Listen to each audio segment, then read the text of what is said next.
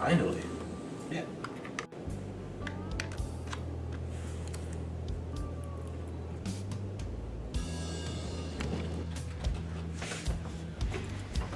Got the files for you asked for the Haromethacaine case. That's all the shipping information. You can get them with all that stuff. Excellent work, Agent Johnson. And did you find that other file I asked you to get? Yeah, I got that file, but I don't really know what you need that for.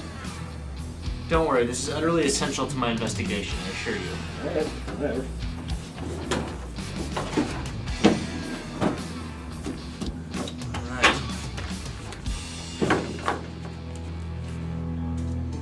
Agent Windsor, Yes, ma'am?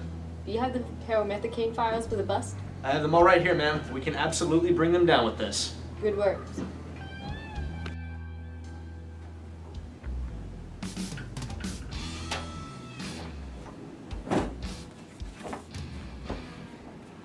Yeah.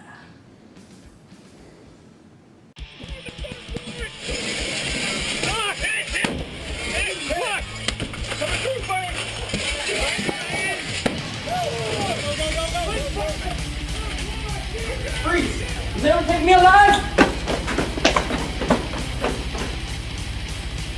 Keep going.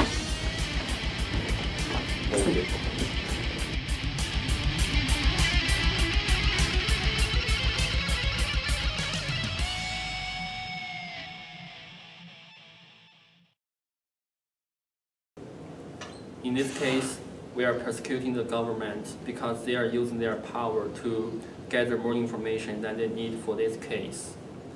This displayed they are abusing the abuse of power. It may cause government continue to use their power to abusing other sections of the law in the future. For example, in 2007, American government agency includes FBI and Department of Defense continually use the Freedom of Information Act to monitor those people who support, who anti the war, which is peace group. So this is an example how American government abuse civil rights in the real world. Thank you, Your Honor. First, I would like to say that any information that we dig up for an investigation is thoroughly encrypted, and we go through severe precautions to make sure they do not end up in the wrong hands. Anything we find is dealt with accordingly, be it relevant or irrelevant, in which case it is thrown out for a case. Future applications for the methods that we used, as you can see, the drug ring has been brought down as the biggest in the nation that we've caught for the specific drug in use, and we have results to show for what we did. Any information, including bankruptcy, building schematics, all of that has to be dug up for investigation so that we don't put our officers at risk should we have to go in there. Sadly, there was a conflict of interest within the department. There were some illicit photos that were dug up during the investigation, and precautions are being taken, as well as punishments for those who were involved. In response to the defense's opening statements, we would like to draw attention to the victim's right to privacy. In terms of the Fourth Amendment, we have it is the right of the people to be secure in their persons, houses, papers, and effects against unreasonable searches and seizures, and these shall not be violated. And while these files were digital and this Fourth Amendment was written in terms of a physical sense, there have been since cases and rulings to extend the right to privacy to the digital age. Specifically, in a 1967 case with Katz versus United States, where he was transferring gambling funds over the telephone, and the FBI tried to bug his phone. He was in a public phone booth. But when it went to the Supreme Court ruled that he did have a right to privacy, and the case was thrown out because he had an intent to privacy, and there was an objectively reasonable intent to privacy in that case. And from that specific case, those two questions have been used to determine whether someone does have the right to privacy in terms of information that the government can collect on them in different cases. And we argue that the victim did have an intent to privacy in this specific case, and the government overstepped their bounds to collect extra information on it. While my decision to procure the photos in question was regrettable, I did so because I thought it would help find the case. Any personal satisfaction I got out of those photos was negligible. And in any event, the photos were never leaked to the public at large. They were securely maintained by the government. They never became public knowledge. The fact that I had them became public knowledge, but the photos themselves never left the confines of our information network. This is not a security issue at hand here. And while we do have behavioral issues, mine most notably, we do like to stress that in the future we will be taking more corrective actions. I myself will be punished quite heartily for this, I imagine. And in the future, we hope to avoid these sorts of incidents entirely. Did we make a mistake here? Yes, I did make a very grave mistake here, but I would ask that the people please do not reconsider their trust in the government as a whole because of my stupid actions. Your Honor, we believe that this is a classic example of government malfeasance, and why government's access to citizens' data is a violation of not only their constitutional rights, but also their inherent right to personal privacy. Any additional access to encrypted data by state authorities will only lead to further abuse and a greater loss of personal liberties by American citizens. The fact is that the vast majority of criminal cases involving digital data rely not upon data that is encrypted, but rather the metadata gathered in the course of the investigation, and that there is no need for further decryption techniques to gather this information, nor is there a need for backdoors or any other theft of personal data and personal information by investigating authorities.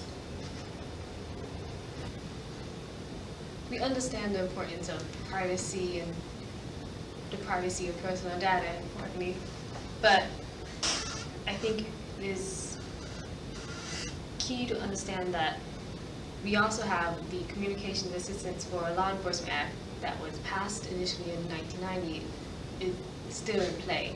And this act states that communication companies are to provide us information about any, if asked, to provide us with information regarding any criminal activity, criminal communications, or any data regarding those instances. And by not allowing us to do our job in protecting our country's citizens, as well as maintaining and containing the information in our network, then it will force us to hire third-party contractors to do our job, and also give them the opportunity to have access to much more data than they really need. The defense brought up the Communications Assistance for Law Enforcement Act of 1994. This act was very specific in its own limitations, to which law enforcement and the government is not allowed to require or prohibit certain features or designs in commercial technology, including any responsibility for decrypting any communications by their own subscribers or customers. Yet this act was expanded in 2005 in direct opposition to its own limitations and its own subsection B3. Your Honor, I would like to interject there. The internet was actually not a public entity until 1995, which was 1 year after that act was passed, and it was updated 10 years later due to the fact that we could not have told anything that has gone on in the internet today. It is blown past any imagination that the 1995 act would have had. Take, for example, World of Warcraft, which is a video game where you can, in real time, talk with somebody across the world in a matter of milliseconds. There is far too much data that can go through the internet now, far too much evidence that we can use in court cases to bring about justice for those who do wrong. I would agree that the internet and technology is definitely moving much quicker than it used to, and we should update our laws and give our government new powers based on this. But in relation to this act and with the FCC, which they are not accountable to the people of America, they're a more appointed organization rather than voted in, they need to be under stricter regulations and direct rule by the people and direct approval by the people, rather than government officials going around and stipulating power where they see fit. We're not saying that there shouldn't be regulations or responsible limits to this use of power, but we are saying that we do need to have access to this kind of technology to be able to do our jobs properly.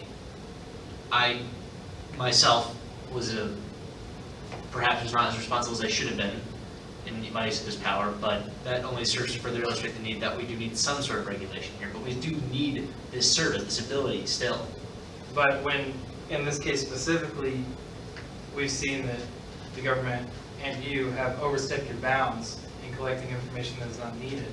And we've seen that the government is collecting information that's not even needed to be decrypted on innocent civilians that can be used to describe their entire lives and locations and data about where they're going and what they're eating and what they like, all through unencrypted information over the internet, which I think is too much power for government.